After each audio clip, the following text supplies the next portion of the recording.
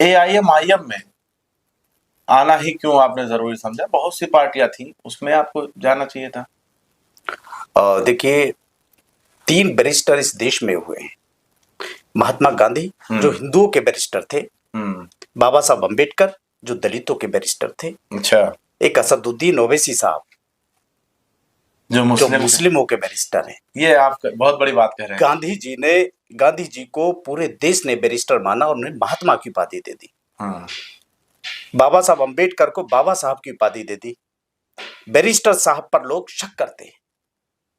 मुस्लिम कौम उन्हें B team कहकर उनका अपमान करती है और जो अपोजिशन है, जिन्हें हम कॉल सेकुलर पार्टीज कहते हैं, वो इतनी तेजी से काम करते हैं बैरिस्टर साहब के खिलाफ हो जाके कि पूरी मुस्लिम कौम उन्हें बी टीम बनाने की घोषणा कर देती है और ये तय कर लेती है। जबकि हम मुलायम सिंह यादव जी के उस बयान को भूल जाते हैं, जब संसद के आखिरी दिन मुलायम सिंह जी ने कहा था कि मैं भगवान से प्रार्थना करूंगा कि मोदी जी को दोबारा प्रधानमंत्री के तौर पर भगवान संसद में भेजने का काम। अच्छा, आपने अभी जिससे कहा कि आपका बहुत बड़ा बयान था, वैसे तो वो देश के बैरिस्टर थे महात्मा गांधी जी। आपने कहा हिंदुओं के बैरिस्टर, फिर आपने बाबा भीमराव अम्बेडकर को कहा दलितों के बैरिस्टर। डॉक्टर टीपी सिंह अगर उपाधि देना चाहें असदुद्दीन ओवैसी को तो क्या देंगे?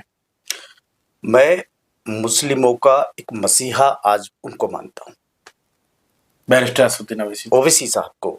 ये दुर्भाग्य है मुसलमानों का, कितनी काबिलियत को पहचान नहीं पा रहे। मैं बैरिस्टर साहब की काबिलियत को ध्यान में रखकर उनके साथ जुड़ा हूँ, उनकी नीतियों से मैं प्रभावित हूँ। कैसे जुड़ेंगे आप? अभी हमें लग रहा है जुम्मा 4 दिन हुआ है, एमआईएम में शामिल हुए और आते ही आप एक जगह बना लिए, बड़ा जगह कैसे मिल गया सब जगह? मैं 2 साल से मेरी बातचीत हमारे नेता शौकत अली साहब से हमारी बातचीत हो रही थी।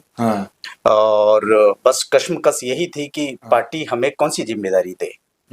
तब ऐसे में हमने एक रिक्वेस्ट की, एक निवेदन किया शौकत साहब से कि सर, हम शेड्यूल कास्ट का एक प्रकोष्ठ अगर बना देते हैं तो हम एक मैसेज दे पाएंगे कि शेड्यूल कास्ट पार्टी में हैं और शेड्यूल कास्ट की एक विंग हम खड़ी करेंगे। जिस तरह से मुस्लिम आबादी ने, मुस्लिम कौम ने आजादी में और आजादी के बाद से सारी पार्टियों को वोट और नोट देने का काम किया।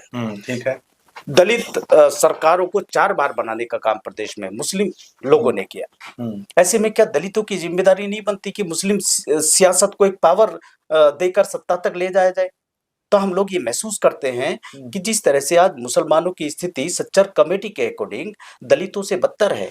नहीं तो असदुद्दीन ओवैसी को ही क्यों नेता चुने मुस्लिम? असदुद्दीन ओवैसी साहब से काबिल नेता पूरे देश में कोई नहीं है।